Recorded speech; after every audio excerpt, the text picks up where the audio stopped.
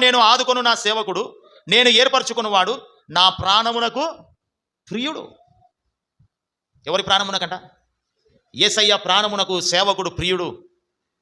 సేవకుడు అంటే దేవుని చేత అభిషేకించబడినవాడు. సేవకుడు అంటే దేవుని చేత ఎన్నుకొనబడినవాడు. సేవకుడు అంటే కడుపు కాల్చుకొని విశ్వాసుల కొరకు ప్రార్థన చేసే మంచి మంద కాపరి. ఈ సేవకుడు దేవునికి విశ్వాసులకు మధ్యలో మధ్యవర్తి. ఈ సేవకుని మాట వినకపోతే ఎట్లా? సేవకుని మాటకు విలువ ఇవ్వకపోతే ఎట్లా? అవసరాలు ఉన్నప్పుడు సేవకుడికి ఫోన్లు చేసి ప్రార్థనలు చేయించుకుంటారు. అవసరాలు ఉన్నప్పుడు సేవకుని దగ్గరికి వచ్చి మందిరానికి వచ్చి ప్రార్థనలు ప్రార్థనలు ప్రార్థనలు ప్రార్థనలు అని అంటారు. ఇది చేయొద్దు అని అంటే అదే చేస్తాం.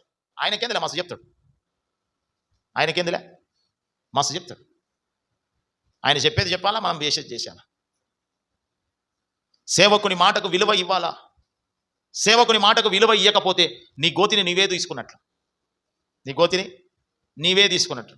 సేవకుని దేవాది దేవుడు గణపరుస్తూ ఉన్నాడు. సేవకుని ఏర్పరచుకున్నాడు. సేవకుని ఏర్పరచుకున్నప్పుడు నీవు కూడా దేవుని మాట, సేవకునికి విలువ ఇచ్చి సేవకుని మాట వింటే నీవు ఆశీర్వదింపబడతావు.